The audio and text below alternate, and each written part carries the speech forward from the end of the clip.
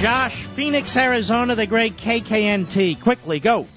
Hey, Mark, thank you so much. It's an honor to talk to you. So, listen, I'm going to have to disagree with you a little bit about Obamacare.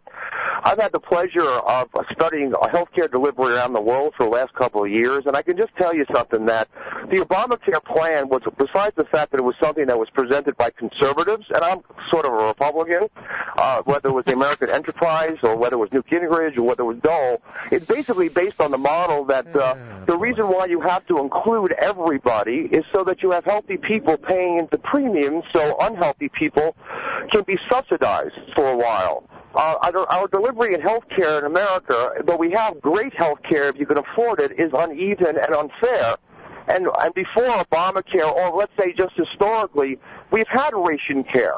The rationing was done by insurance companies, in which they decided and picked and choose which procedures you would get, whether you needed a procedure, how much it would cost, and where you would get it, and et cetera. Isn't that amazing? Isn't that amazing? When I go to Sears to buy a product, they get to decide what their prices are in competition with, say, Macy's, and they get to decide in competition with, say, Lord & Taylor and these others. That's funny. They get to decide these prices, and I get to decide what, if anything, I want to pay. And then you see, if I don't have any money to pay, we have this massive program that's bankrupting the states. You may have heard of this, sir, when you were doing your research. It's called Medicaid. And Medicaid pays in some states 400% over the poverty level for some people. It consumes in most states 25% of their budget. Have you heard of Medicaid, sir? Let me go on. Let me finish. And your utopian test that the delivery is uneven. Have you ever been to the post office? Have you ever been to the IRS? Have you ever dealt with the Agriculture Department? Have you ever dealt in public education? Have you ever looked at the various spending on highways in the country? You notice everything's uneven? Funny how that works, because we call it imperfection, because humans are imperfect and their institutions are imperfect, and the more you centralize them and hand over power to politicians and bureaucrats, sir, a.k.a. masterminds, doesn't make them more perfect but less perfect. So you're prepared to take the greatest healthcare system on the face of the earth, already being undermined, drive up the premiums with these pre-existing things and the 26-year-olds and free contraceptives and whatever other noble political decisions Obama and the others can make, and drive many of us out of the private health insurance market. The insurance companies aren't doing this. You're doing it. And the people hold on now, because you already did your talking points.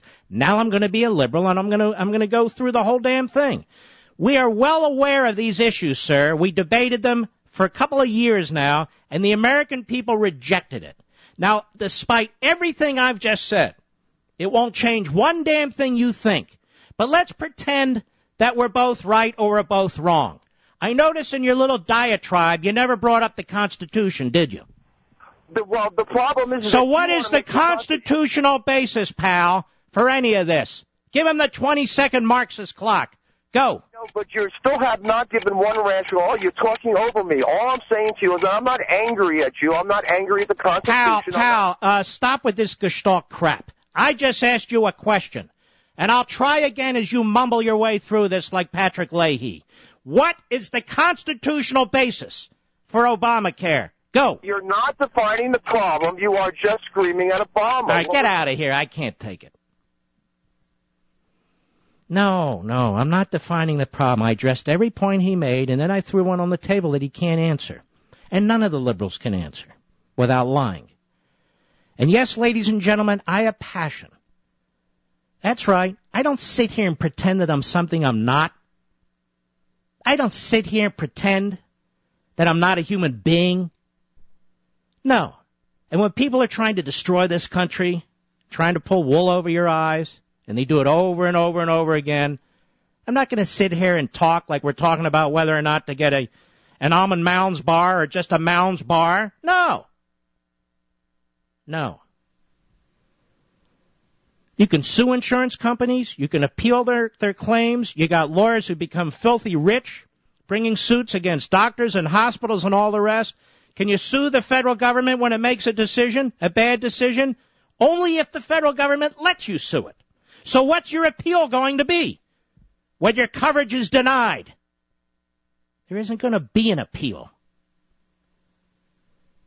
Just listen to how he talked. The delivery's uneven. The delivery's uneven. Of course it's uneven.